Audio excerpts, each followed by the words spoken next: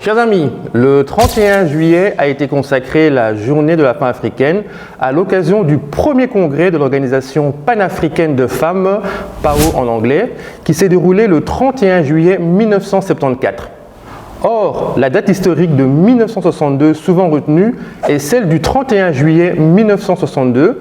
En effet, à cette date, à Dar es Salaam, en Tanzanie, des femmes de tous les continents africains se sont rencontrées pour la première fois et ont créé la première organisation de femmes, CAF, Conférence des femmes africaines, un rôle de pionnière.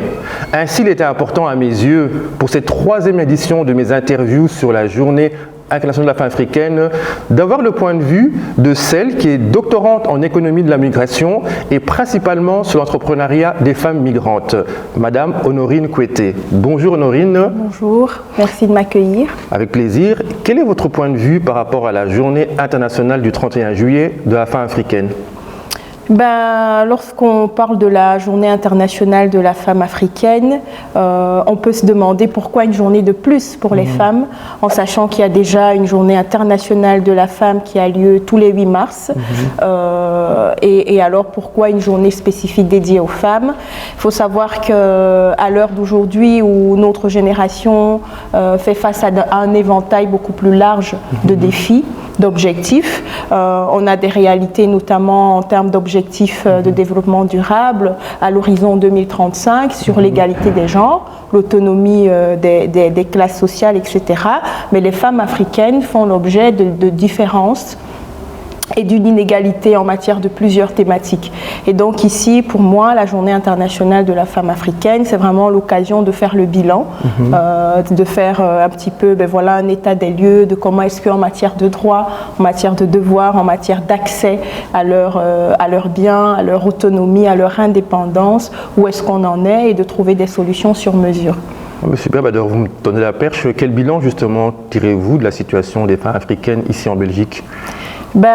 Alors ici en Belgique, déjà il faut savoir que les femmes de manière générale passent plus ou moins 9h30 en moins par semaine à des tâches, en plus plutôt par semaine, à des tâches domestiques. Et donc, elles passent aussi entre 6h30 en plus par semaine à des tâches qui ne sont pas professionnelles.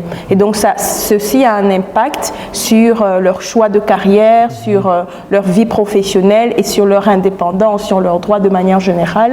Et donc ici, moi, le bilan est très mitigé. Pourquoi? Parce que je sais que lorsqu'on est femme, on vit cette réalité dont je vous ai parlé, mais lorsqu'on est femme d'origine étrangère et qu'on est femme africaine, on a encore d'autres discriminations dont on est l'objet à cause de notre couleur de peau, à cause des discriminations systémiques, à cause de la non-reconnaissance de nos diplômes et de nos qualifications sur le marché du travail, ce qui est une loi institutionnelle. Et donc, il y a toute une série de barrières encore auxquelles les femmes migrantes, les femmes noires en particulier, font l'objet.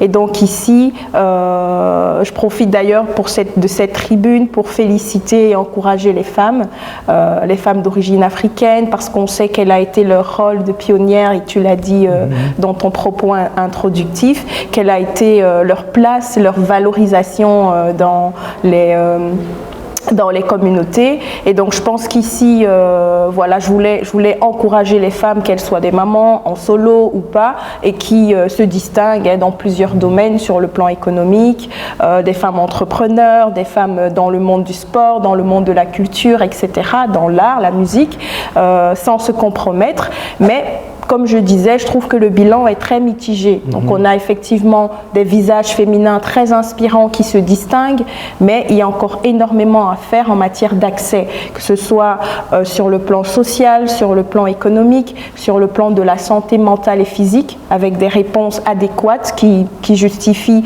la condition et l'identité féminine. On a des réalités qui ne sont pas encore suffisamment prises en compte par des infrastructures de santé, la texture texture de cheveux par exemple, la texture de la peau, la dépigmentation. Donc c'est des sujets qui sont encore très absents ici dans la réalité infrastructurelle en Belgique. Et donc je trouve qu'en matière de droit, de manière générale, pour les femmes, avec tout ce qui est barrière sur le marché du travail, et lorsqu'on ajoute à ça la condition féminine avec la couleur de peau, ben on a encore énormément de chemin à faire. Et je dirais aussi que voilà, cette réalité est davantage ponctuée par l'absence de dispositifs pour les accompagner. Donc les réalités féminines ne bénéficient pas de dispositifs au niveau de l'État ou des initiatives, en tout cas, qui prennent en compte cette réalité-là. Celles qui existent sont très faibles en matière de quantité et en matière d'impact sur la proportion de femmes justement qui en ont besoin. Et quelles seraient les pistes de solutions que vous préconiserez, parce que vous êtes doctorante en économie, c'est que vous avez une vision assez élargie de la question. Avez-vous des initiatives qui seraient intéressantes à prendre au niveau de l'État, ou peut-être au niveau personnel, au niveau associatif? Comment vous entendez les choses? Très bien. Justement, dans le cas de ma thèse, moi je rencontre toute une série de femmes migrantes de manière générale, et donc je rencontre aussi beaucoup de femmes subsahariennes ou de manière générale qui viennent de l'Afrique. Et alors ici on a développé une initiative Migration responsable qui vise justement à accompagner les femmes dans leurs projets d'entrepreneuriat. Ici, l'accompagnement, c'est un accompagnement premièrement administratif, où on les aide à faire toute une série de démarches administratives. On sait que la Belgique, c'est un pays où la paperasse est quand même très présente, et donc c'est pas suffisamment culturel et ancré dans les pratiques des femmes africaines, et donc on leur apporte cet accompagnement administratif pour les demandes d'une carte professionnelle ou pour la demande pour avoir un statut d'indépendante. On les accompagne, on a un accompagnement sur tout ce qui est socio-juridique et comptable pour leur déclaration, pour leur accès à la gestion, etc. Et on a un accompagnement économique dans la croissance de leur activité. Et donc ici, l'idée, c'est vraiment de se mettre ensemble, de pouvoir mutualiser les forces des femmes et créer toute une solidarité et une dynamique autour de leurs activités.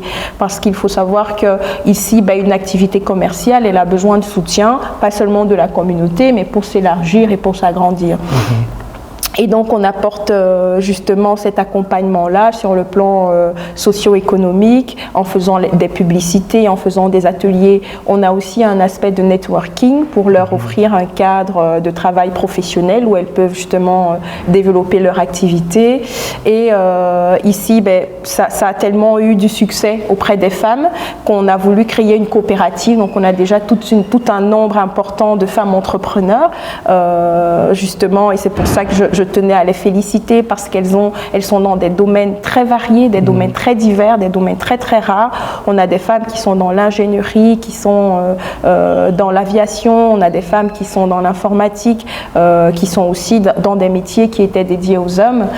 Et donc on a vraiment cette diversité, cette pluralité de métiers qui fait en sorte qu'aujourd'hui on voudrait mettre en place une coopérative qui s'appelle All Inclusive, qui serait ouverte à tous, mais qui serait à la base avec des entrepreneurs féminins qui pourraient montrer leur savoir-faire. Ok, écoutez, Madame Aurine, merci beaucoup pour cette belle interview. Merci à vous. Mes sincères félicitations dans ce que vous entreprenez et bonne continuation. Chers amis, je me tourne vers vous pour vous remercier de nous avoir suivis. Je terminerai cette interview par cette belle citation de Ellen Johnson Sirleaf, qui fut la première femme élue au suffrage universel à la tête d'un État africain en 2005 et co-récipiendaire du prix Nobel de la paix 2011, qui a dit un jour « La taille de vos rêves doit dépasser votre capacité à les réaliser. Si vos rêves ne vous font pas peur, c'est qu'ils ne sont pas assez grands. » Merci à vous.